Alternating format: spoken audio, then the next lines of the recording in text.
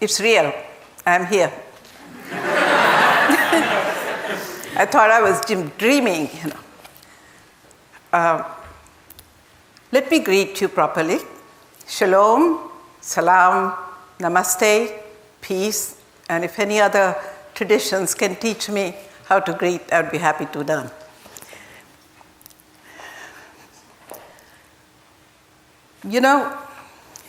To be at TED is like being on stage as a soloist at the Kennedy Center for Performing Arts. I have a reason for dreaming that. President might be there. Or being invited to be at the Olympics as a triathlon athlete. What a wonder. I do not do any of those sports, but my avocation is triangular. I have three things: sound, rhythm, and movement. I have often wondered, what defines us? What is the basis of our existence?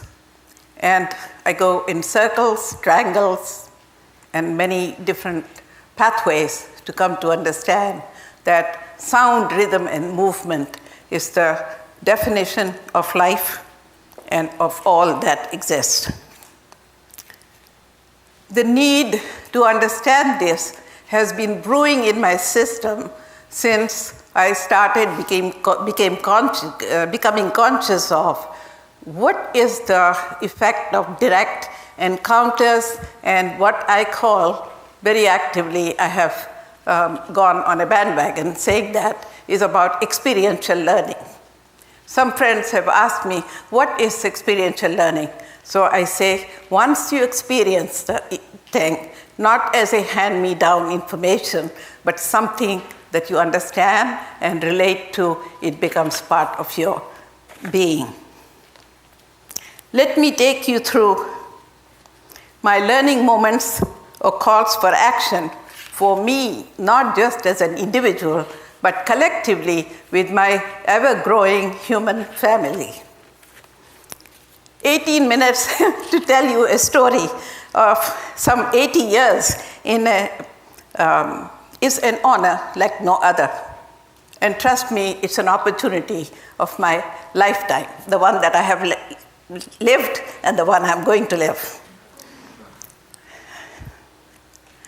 I decided in my subconscious, I don't know, I look like a person who keeps making decisions, no matter whether they are by omission or commission. And that has been that life is music. I'm not a musician, can't tell one music from the other, but I enjoy music. And when I say life is music, and what music means to me is sound, rhythm, and movement. And I quote Hafiz, a Sufi poet from Iran, who said, "Life enters the human body as music, but truth is, life is music." Please close your eyes. Open it. Do you see an image that is universally alike for each one of us? This is the sound, rhythm, and movement that we experience in the auditorium together as an audience. No, this sound is universally experienced by each human being in their customized habitat, the amniotic sac. And they don't remember. Like, do you remember this sound? Have you heard it? Has anybody heard this sound anywhere? Except in the sonograms or some kind of, these days, everything you have heard and experienced, thanks to Google, Yahoo, and whatever else. In our common intrauterine experience, sound, rhythm, and movement is what I would identify as the true building blocks of communication. So there is a reason for everything. There is a sound, and the sound has to have the rhythm to create the movement. For example, the blood flowing from the heart. Once the heart contracts, there is sound. And once there is rhythm in it, the movement takes place, and the blood goes from all the way to the toes and fingers, and then you know what happens. Quite a few of you, I know, are in medical school, and several are going to aspire to go to medical college. The sonic environment of the womb is a very interesting place. It is very rich in noises, like maternal and fetal heartbeat, placental circulation, mother's food scenarios, and so much more. And it probably is less noisy than New York's Times Square. I can't vouch for that because I don't remember. And the two sounds that the baby does not get to experience is the mother's breathing till it is born and experiences the same air medium to breathe himself or herself and cry. Otherwise, it has been listening to all the sounds plus the swimming in its private swimming pool. Wow. Now the stage for being universally alike is all set, isn't it? And I have learned from the Quran, "O humanity, behold, we have created you all from a male and a female and have made you into tribes and nations so that you might come to recognize one another, independent and equal." I thought it was amazing to discover that. We read the scriptures, we try to understand the meaning, and we have somebody to tell us, be united. The noblest of you before God is one who is most conscious of God. Verily, God is all-knowing, all-aware. This is just a hint that God consciousness is a true reflection or a direction for knowing the other. As a physician and anesthesiologist, I can share that in the third week of gestation, the earbuds are formed. Then in the 16th week, it becomes functional. The sense of hearing is the most developed of all senses in a newborn, and that's amazing. There are many, many studies and many things to show how the baby appreciates the mother's voice, the music, and so many other things. Embryologically speaking, earbuds are formed first, then develop the eyes, and then the brain that provides the purpose, the function, the focus, and the rest of the fine tuning for the rest of our lives.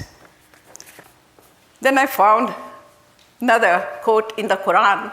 It says, "And he gave you hearing and sight, feeling and understanding."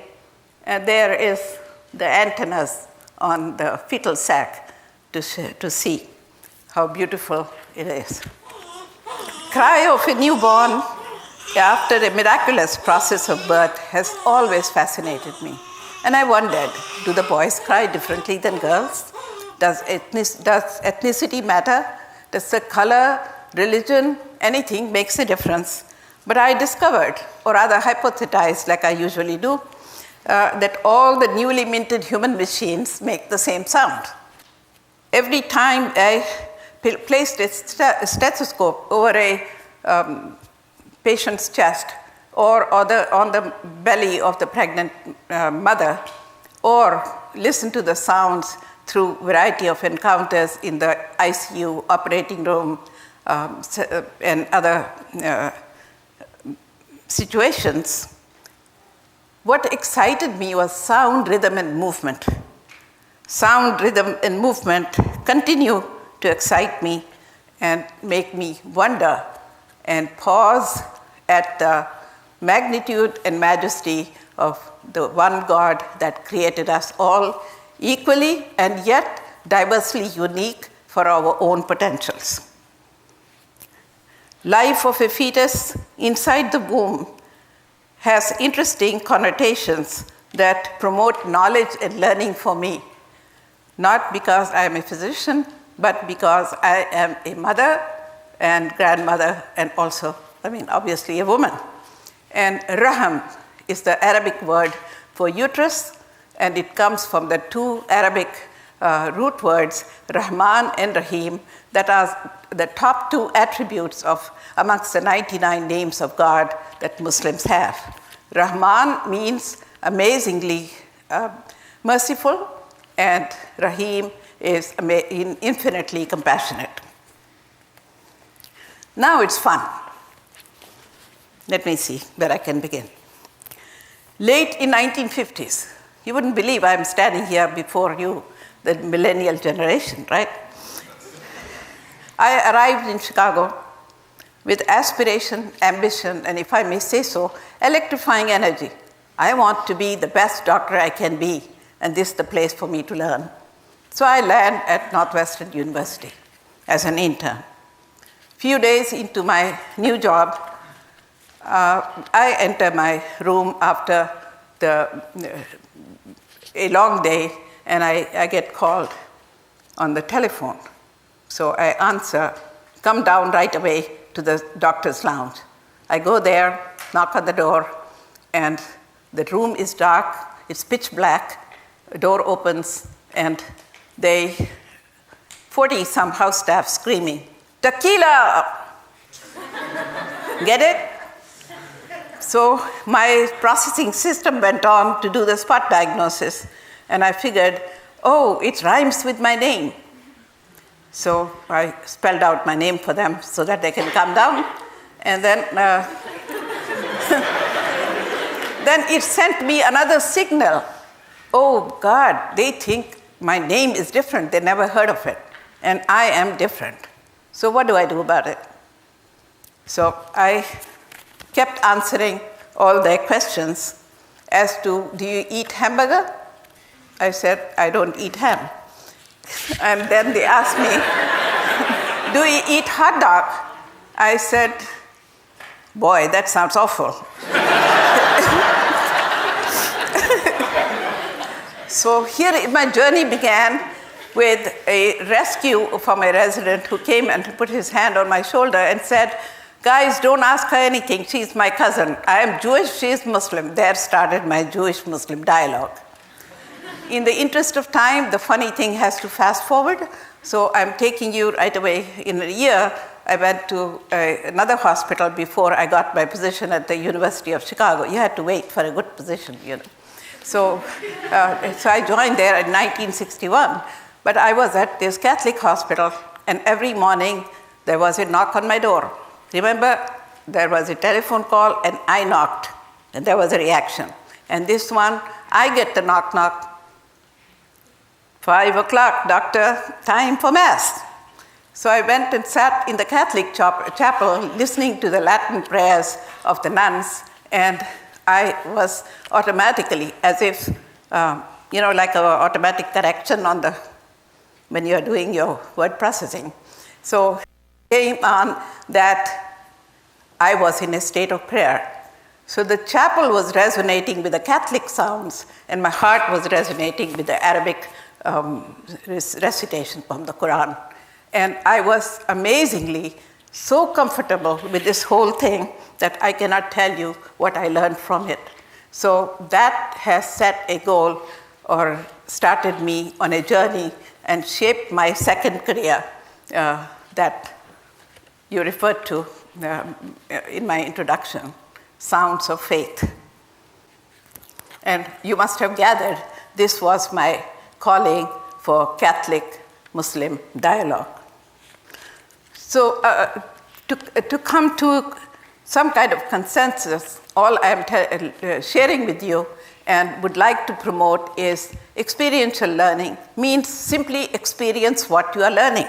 not because it is a fact told to you by a book or an internet or some professor, but it is something you need to live with, you need to learn with, and human connections are very important. Just like Christine was pointing out that how important it is to humanize it. This is humanizing has helped me understand faith, humanity, relationships, goals, what to do next, how to do next, and to do it together. So I am into the dialogues, and I have enjoyed all of this, and I tell you there is no more, the more people you know, the more energy you have to do further.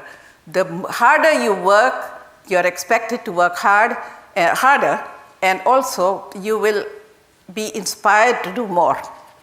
And I'm very happy to share with you that this is the message for my talk or my work and my avocation, my commitment, whatever you may call it, that life is a symphony. And the action of every person in this life is the playing of this particular part in the music. So in other words, don't underestimate what you can do. Never think it's too little or too big, because you get lost in the grandiose, and too little discourages you to sit down and do nothing. Take your step, move on. Thank you.